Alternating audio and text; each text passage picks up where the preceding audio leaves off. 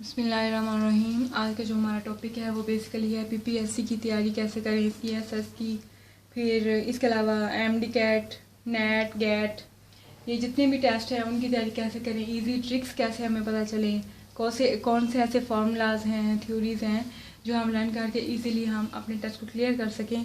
तो बहुत ज़्यादा आसान है क्लियर करना, लेकिन थोड़ी सी आपको मेहनत करनी पड़ेगी।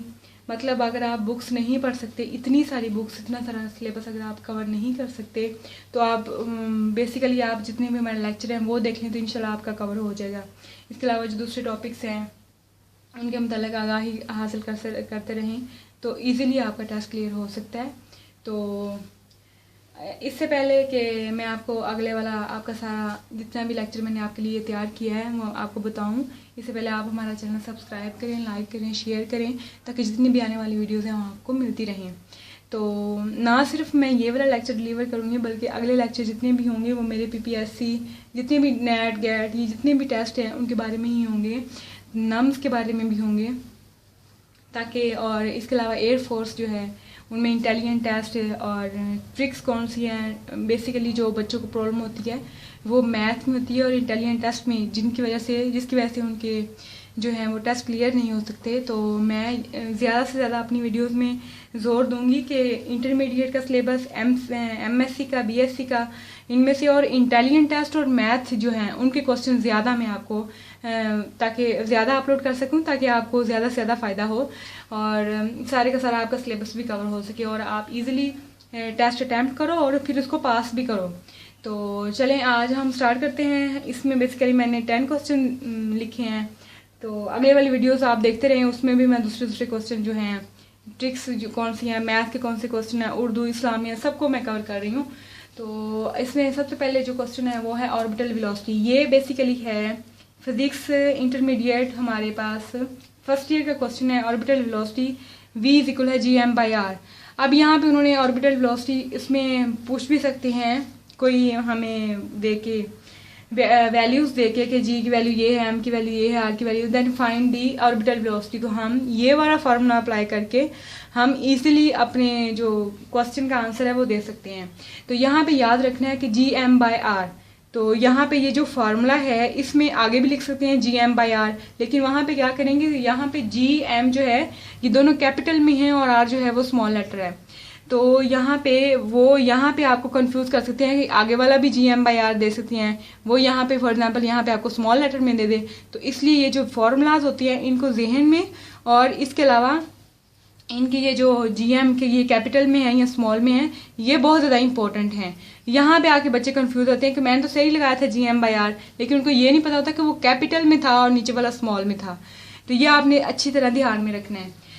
सेकंड नंबर पे हमारे पास है वो भी है वेलोसिटी। अब उन्होंने यहाँ पे ये आई थिंक फर्स्ट ईयर का ही क्वेश्चन है, ग्रेविटेशनल वेलोसिटी है। तो यहाँ पे उन्होंने, और ये बिल्कुल वाज़ह तौर पे हमने पढ़ा था कि 1/4, और मतलब इसका हम जजर लेंगे तो हमारे पास और मल्टीप्लाई करेंगे 280 मीटर पर सेकेंड वेलोसिटी से हम मल्टीप्लाई करेंगे तो हमारे पास ये वाला क्वेश्चन 333 मीटर पर सेकेंड ये इसकी वेलोसिटी आ जाएगी। तो ये वाला बहुत ज़्यादा इंपॉर्टेंट क्वेश्चन है। एमडी कैट के हवाले से ये तकरीबन 5 साल लगातार आ रहा है एमडी कैट में ये वाला क्वेश्चन। तो ये नम्स में भी आ रहा है और एमडी कैट में भी आ रहा है, और इसके अलावा ये पीपीएससी में भी आ सकता है, बहुत ज़्यादा चांसेस है, क्योंकि एमडी कैट, नम्स और ये जो मेडिकल के टेस्ट हैं इनमें तो ये लगातार आ रहा है, 5 साल हो गए हैं। अब हम देखते हैं रेंजेस ऑफ हेयरिंग। ये रेंजिंग ऑफ हेयरिंग ना सिर्फ पीपीएससी में बल्कि ये एनटीएस और गैट में भी आ जाते हैं रेंजेस ऑफ हेयरिंग, और इसके अलावा फर्स्ट ईयर, सेकेंड ईयर इनमें वो एमसीक्यूज की फॉर्म में भी दे सकते हैं। तो यहाँ पे मैंने सीरीज में लिख दिया है कि किसकी कितनी रेंज हो हेयरिंग की, कितनी रेंज है हेयरिंग की। तो डॉल्फिन की जो है 150 to 150,000 है, बैट चमगादड़ की जो है 1000 से 120,000 है, और अगर हम कैट की देखें तो 60 to 70,000 है, डॉग की देखें तो 15 to 50,000 है। अब यहाँ पे ह्यूमन जो 20,000, यहाँ पे डॉग की, ह्यूमन की और डॉल्फिन की। और कभी कभार ये जब इंटरमीडिएट का पेपर हो रहा होता है तो वहाँ पे एमसीक्यू जो 20 आते हैं उसमें बैट की पूछ लेते हैं, वहाँ पे बैट की बहुत ज़्यादा। अब यहाँ पे कंफ्यूजन हो सकती है कि ह्यूमन और बैट में, क्योंकि यहाँ पे देखें वहाँ पे क्या है 120,000 और यहाँ पे 20,000, तो ये गलती हो सकती है कि यहाँ पे मतलब ये इंटरचेंज हो जाएं। तो इसको आपने ध्यान में रखना है कि ह्यूमन की जो है 20,000 है और बैट की 1,000 से 120,000 है। ये याद रखना है कि इसकी 120,000 है और ह्यूमन की सबसे कम है, ये भी आपने याद रखना है। और सेकंड नंबर पे वो है वो चमगादड़ की है और सबसे ज़्यादा जो है, अब यहाँ पे ये भी क्वेश्चन होता है सबसे ज़्यादा रेंज है हेयरिंग की किसकी है, वो डॉल्फिन की है। और इसके अलावा वो भी क्वेश्चन आ सकता है कि सबसे ज़्यादा कम किसकी है, वो ह्यूमन की है। और इसके अलावा ये रेंजेस भी पूछ सकते हैं कि अगर कम है तो वो कितनी है, ज़्यादा है तो कितनी है, बैट की कितनी है, कैट की कितनी है, डॉग की कितनी है। डॉग की आई थिंक 2 दफ़ा पूछी जा चुकी है उसमें एमडी कैट में डॉग की। अगर हम आगे देखें तो हमारे पास है fourth question derivation of gas law. ये गैस लॉज इतने ज़्यादा इंपॉर्टेंट है, ये थ्योरी में भी आते हैं इंटरमीडिएट के, ये एनटीएस में भी आते हैं, ये नेट में भी आते हैं, गैट में भी आते हैं। इसके अलावा क्या कहते हैं एयर फोर्स में भी बहुत ज़्यादा आते हैं, नेवी के टेस्ट में भी, क्योंकि ये इंटरमीडिएट के सिलेबस से हैं फर्स्ट ईयर से। बॉयल्स लॉ जो है अगर हम देखें डेरिवेशन ऑफ गैस लॉज में इसमें 3 लॉज आते हैं। अगर हम उसकी करें फिजिक्स की बात करें तो उसमें 2 लिखे हुए हैं, अगर हम केमिस्ट्री के हवाले से देखें तो उसमें 3 आ जाती हैं, एवोगैड्रोस लॉ भी आ जाती हैं। तो मैंने यहाँ पे 3 ही मेंशन कर दिए ताकि आपको एक दफ़ा आप इस सीरीज में याद कर लें। बॉयल्स लॉ जो है वो pressure inversely proportional to volume, ठीक है। चार्लीज लॉ जो है volume directly proportional to temperature, and then Avogadro's law जो है वॉल्यूम डायरेक्टली प्रोपोर्शनल टू, ये कौन से नंबर हैं, एवोगैड्रोस नंबर। अगर और यहाँ पे कांस्टेंट भी चीज़ें रहती हैं, वो मैंने आगे नहीं लिखी क्योंकि स्पेस कम थी। अगर इसमें देखिए अगर प्रेशर और वॉल्यूम इनवर्सली प्रोपोर्शनल तो यहाँ पे कौन सी चीज़ कांस्टेंट होगी, टेम्परेचर होगा। अगर यहाँ पे चार्लीज लॉ में देखिए तो वॉल्यूम और टेम्परेचर जो है इनडायरेक्टली प्रोपोर्शनल है, तो यहाँ पे कौन सी चीज़ कांस्टेंट होगी, प्रेशर होगा। मतलब जो चीज़ इसमें आ रही है, जो चीज़ इधर एब्सेंट है इन लॉज में, वो उसमें कांस्टेंट रहेगी। तो इस वजह से ये चीज़ें आ जाएंगी। अगर हम आगे देखें तो हमारे पास है फिफ्थ क्वेश्चन गैस कांस्टेंट पर वॉल्यूम हैज़ वैल्यू। तो ये भी फर्स्ट ईयर की बुक है, उसके आई थिंक सो लास्ट वाला चैप्टर है, उसमें से ये क्वेश्चन है गैस कांस्टेंट पर मॉलिक्यूल हैज़, इंजन वाला कोई चैप्टर है मुझे याद नहीं है।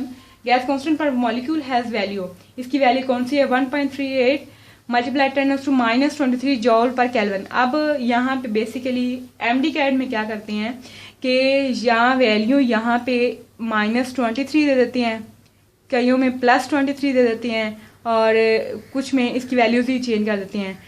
एक तो क्वेश्चन ये हो गया, मतलब उसका आंसर इस तरह घुमा फिरा के दे देते हैं। दूसरे नंबर पे क्या है कि ये जो हमारे पास है ना यूनिट्स, ये आपने याद रखने हैं कि जो जिसका यूनिट है वो हमने किस तरह फाइंड करना है और हमें पता हो कि ऐसा यूनिट कौन सा है इसका आगे। अब यहाँ पे वो ये भी कर सकते हैं जॉल केल्विन, एक आंसर में दे सकते हैं जॉल पर केल्विन, वो बिल्कुल ठीक है, या उसके साथ वो वैल्यू चेंज करना तो वो ठीक नहीं होगा।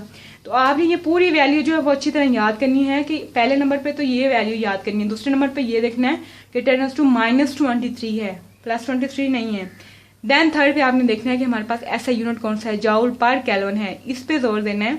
ज़्यादातर जो क्वेश्चन हैं उसके आंसर उस वक्त घुमाते हैं जब ये जो केल्विन हमारे पास जो ऐसे यूनिट्स चेंज कर देते हैं, या हमारी ये वाली वैल्यूज जो है ना पार्स में होती हैं वो वाली चेंज कर देते हैं।